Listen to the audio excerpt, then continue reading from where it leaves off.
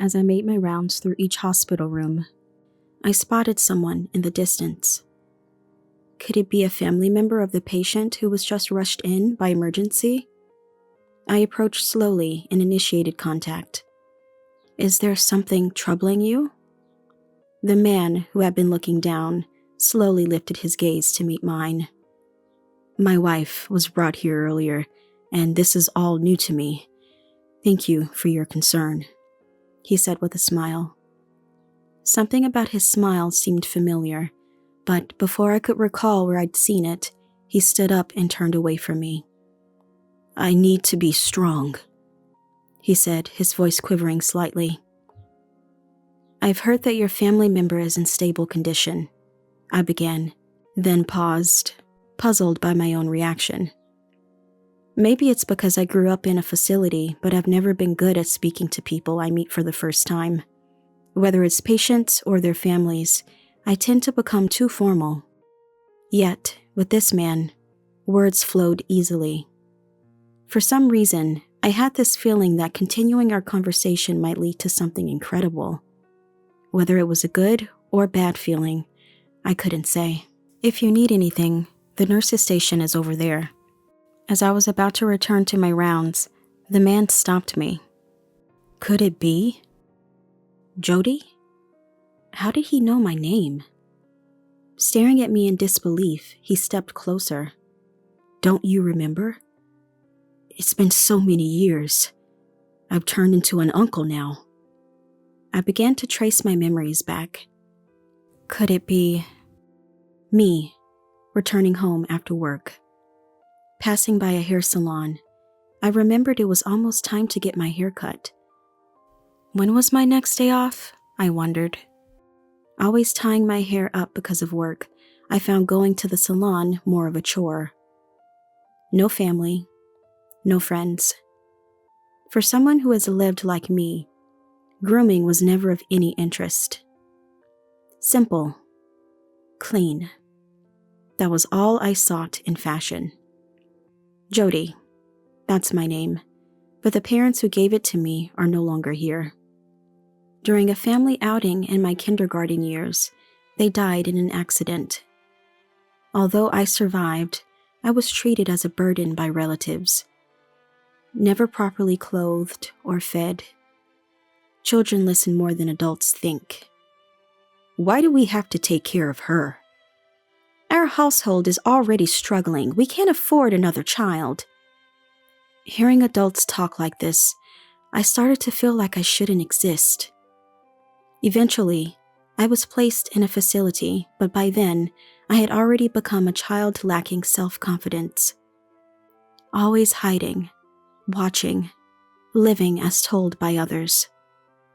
Even now, expressing my feelings is hard. That's why I struggle with relationships at work. However, nursing is the only thing that gives my life purpose.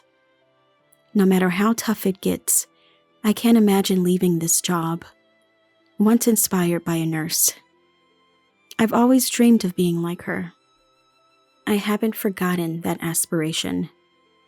To be kind and see people for who they are. Though that's what I wish. Reality is often unkind. Growing up without knowing love, maybe dreams are just dreams for me. Just as I start to feel down, I snap back to reality. I was just thinking about making a hair appointment. Spending a lot of time alone, my days lack meaningful conversations. It seems I tend to overthink because of this. As I linger in front of the salon, pedestrians seem to walk around me. I decided to head home quickly to check on my days off. Regaining my composure, I made my way home. After checking my days off, I made an appointment with a hair salon online. I took a bath, then heated up some side dishes I had prepared on my day off. Relaxing at the mini table in my cramped one-room apartment is my favorite time. After fiddling with my mobile phone for a while, I did the dishes and crawled into bed. Tomorrow is a night shift. Before then, I'll go shopping and stock up on prepared dishes. I live a frugal and modest life, by choice. That's what I've always wanted. I had to take out student loans to attend nursing school. The inheritance left by my parents was gone, just keeping up with daily expenses. The relatives who considered me a burden and sent me to a facility were certainly not going to pay for my tuition. I didn't want to be indebted to them for anything. I've been repaying my student loan since I started working as a nurse, so I don't have any savings even now. But borrowing money was essential to achieving my dream. I still find fulfillment in my job and have no regrets about that. Plus, I've always been a simple person, so a modest lifestyle suits me just fine. Lost in thought again, I eventually fell asleep. Waking up the next day, I went shopping as planned. I bought discounted groceries at the supermarket, deciding what to make with them. I've been used to this lifestyle since I started living on my own after leaving the facility. There's no need to make anything fancy since I'm not cooking for anyone else. After quickly finishing shopping, I started cooking as soon as I got home. Even though there's some time for a nap during the night shift, I still wanted to rest a bit before that. Once everything was made and cleaned up, it was just past 1 p.m. when I checked the clock. My shift starts at 5 p.m., so considering commute time, I had about 2 hours to spare. After eating some of the dishes I made earlier, I lay down in bed. I played relaxation music from a video site and closed my eyes. This moment was my relaxation time. As I dozed off listening to the music, I dreamt someone was talking to me. Apparently a woman. I could tell she was smiling kindly, but her face was blurry. As a child, I reached out and took the woman's hand. It felt like my heart was slowly warming and melting away. I tried to remember who she was from the depths of my memory, but couldn't identify her. Yet, I wanted to stay in that dream forever. Eventually, the woman's presence faded, and I felt like I was floating on clouds, enveloped in a pleasant atmosphere. This feels good. As I thought that, a distant sound reached me. It was my mobile phone's alarm, bringing me back to reality. Groggily checking the screen, I saw it was 3:30 p.m. Right. I realized I had been napping and noticed my eyes were wet. It seemed I had cried in my dream, but now I couldn't even remember what the dream was about. Stretching and shifting my mindset, I started preparing to go to work. Good evening. I arrived at work and greeted my daytime colleagues. They all greeted me back, but it was all business. After handing over the shift, the daytime colleagues left. Today, we're having a party with people from a trading company. I watched them leave, dressed in their fancy outfits, and then one of my fellow night shift workers approached me. It must be nice. I wish I could have gone too, but it's irrelevant to Jody, right? She threw a blatant sarcasm my way. I responded with a laugh, and she sighed. I've become an outlet for the young nurse's stress. Dismissed on unrelated topics, talked behind my back about my belongings or how I dress. During work, they find reasons to dump their tasks on me. Not resisting, I've become even more of a target for some. Even the head nurse scolded me. Don't let the young ones walk all over you. You need to stand up for yourself. But it's easier for me to just go along with what I'm told, given my personality. After finishing checking temperatures and changing IV drips for the patients in each room, I approached a young nurse to take a break. While eating my homemade soup, how stingy can you be? Look, Jody was raised in a facility, right? Maybe that's related. They were talking behind my back again. I'm used to being judged by others as unfortunate because of my circumstances. Let those who want to talk, talk. I'm happy to be in the profession I've always admired. I'm not strong enough to truly believe that, and I feel out of place. I quickly finished my meal and went outside for some fresh air. The outside air was cold. It calmed my emotions. Unable to gauge distances with others, I've always chosen to be alone. Interacting with anyone scared me. It was easier to close off my heart and stay alone than to express my feelings and build relationships. Being accustomed to being talked about behind my back isn't true even now. I didn't choose to grow up in a facility, and I have feelings too. But I've never been able to find my own worth. Even if I stood up to those talking behind my back, who would acknowledge me? It would only serve to alienate me further. So, it's better to pretend I don't hear it. It hurts less to comply with others' demands, ignoring my own will. That's how I've lived since childhood. I wish they'd just leave me alone. Looking up at the night sky, I sighed and decided to return to my duties. When I came back for my break, the nurse's station was bustling. It seems an emergency patient had been brought in. I helped secure an available bed and prepared for the patient to be smoothly transferred to their room. A few hours later, the patient was finally settled into their room. After the treatment, they seemed to be sleeping. Their condition appeared stable, so we returned to our respective duties, checking on the sleeping patients for any irregularities, replacing IV drips. As I made my rounds through each hospital room, I spotted someone, sitting on a sofa near the water and hot water dispenser. Apparently not a patient, given their casual attire. Probably a family member of the patient who was just brought in. I approached slowly and initiated contact. "Are you a family member of the person who was just brought in?" The man slowly lifted his gaze to meet mine. "Is there something troubling you?" The man looked down again, muttering a soft, no, before looking up at me and responding with a laugh. "My wife was just brought here, and this is all new to me. I was a bit overwhelmed. Thank you for your concern." He smiled. Something about his smile seemed familiar, but before I could remember, he stood up and turned his back to me. "I need to be strong." His voice trembled slightly. "Your family member is currently sleeping, and I've heard their condition is stable. We are always here to support our patients and their families with compassion." I stopped mid-sentence, struck by a curious thought. I've never been good at speaking with people I'm meeting for the first time. Be it patients or their families, I always end up being too formal. Yet, with this man, words just flowed out of me. When I suddenly got stuck, the man turned back to me and looked into my eyes.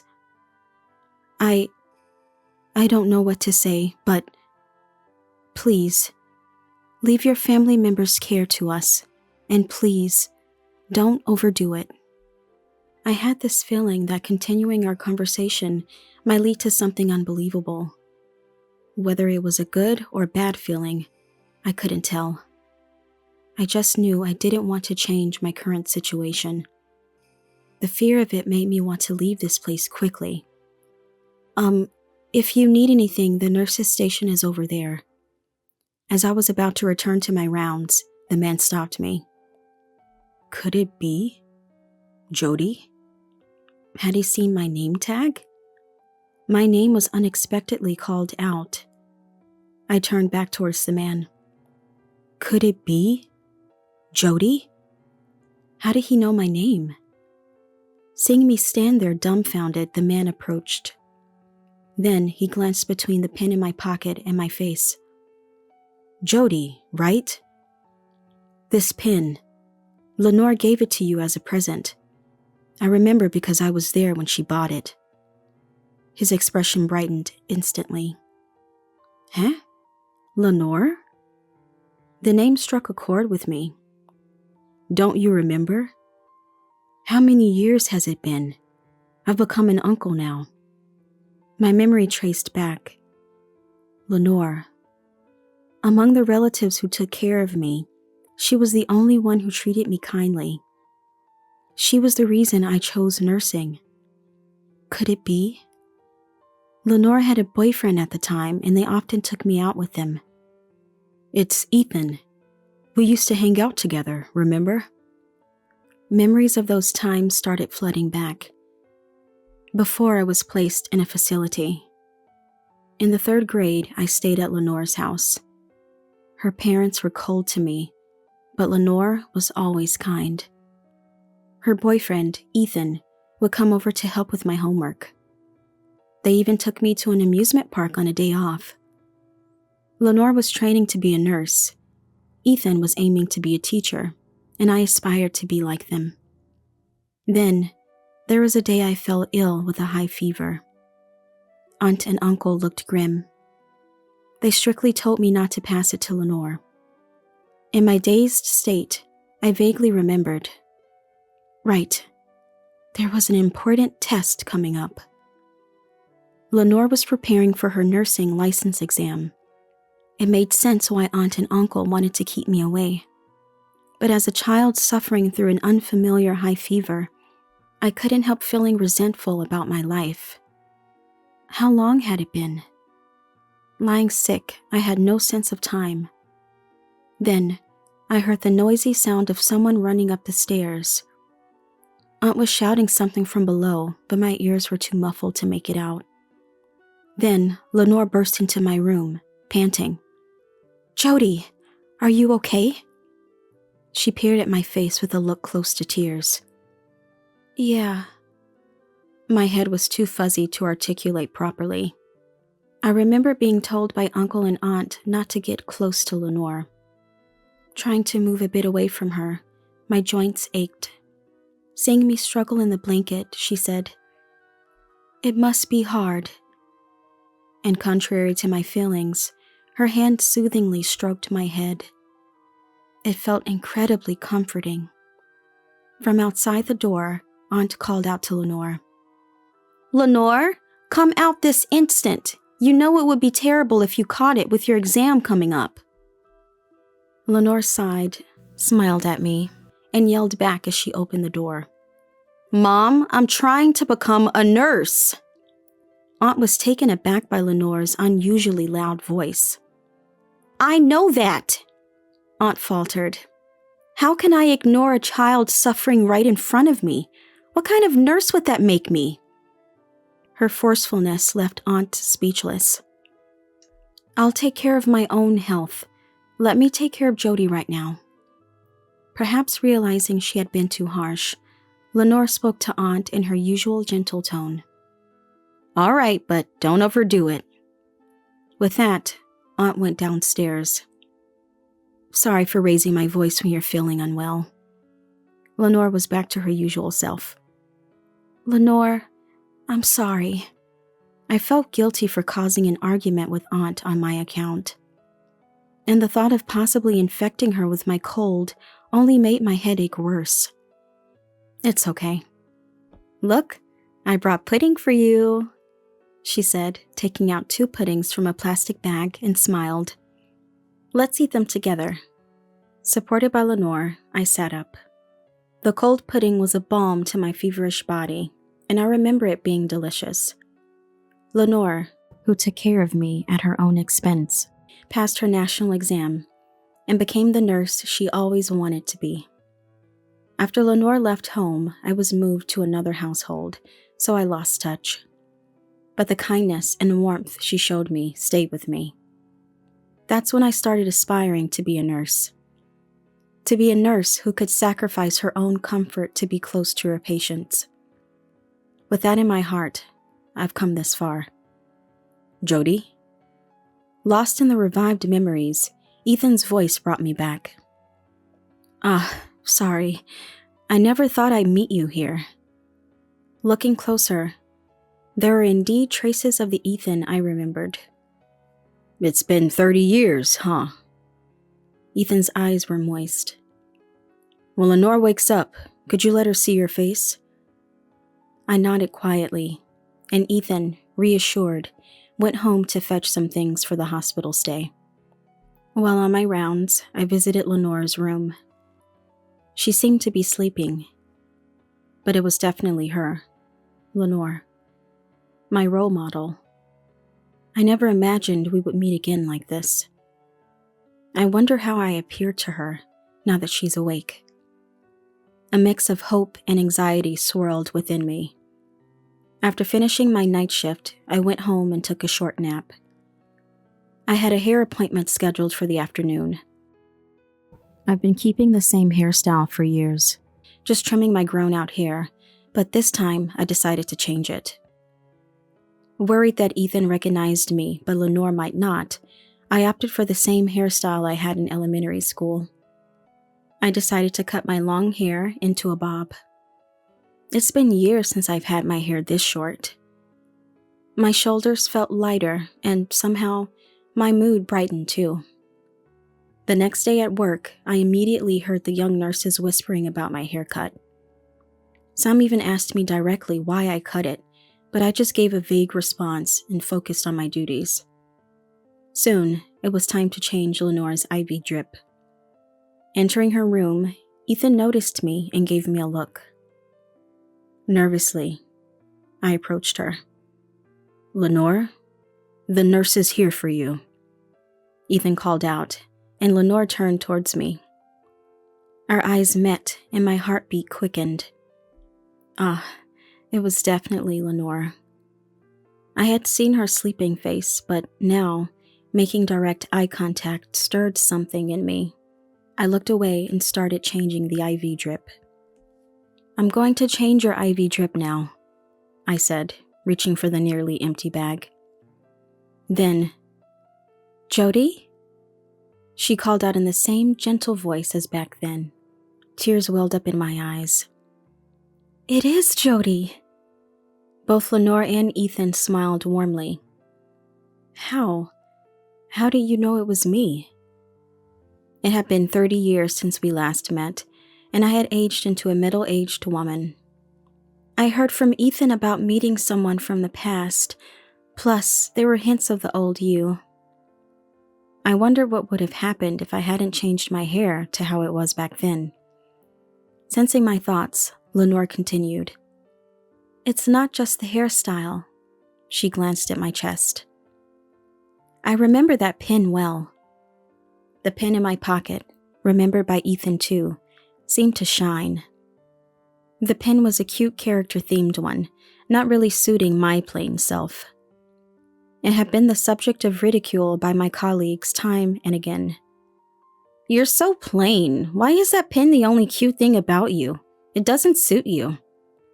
Despite the ridicule from colleagues, I never parted with it. It was a precious gift from Lenore, a reminder of my dream to become a compassionate nurse like her. The ink no longer flowed. Yet, I kept it in my pocket as a sort of lucky charm.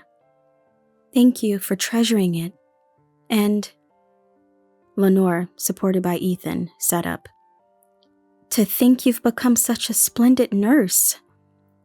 Tears welled up in Lenore's eyes, too. "I'm still far from it. I became a nurse admiring you, but I'm nowhere near good enough." Lenore gently took my hand. "That's not true. Do you remember the promise we made?" I nodded. When Lenore left home, we promised each other I would become a compassionate nurse like her, and she would remain my nursing idol. We vowed to meet again as nurses. Thank you for fulfilling our dream of becoming a nurse. I've worked hard too. Lenore shared her journey since then. After starting her nursing career, she returned home only to find I was gone.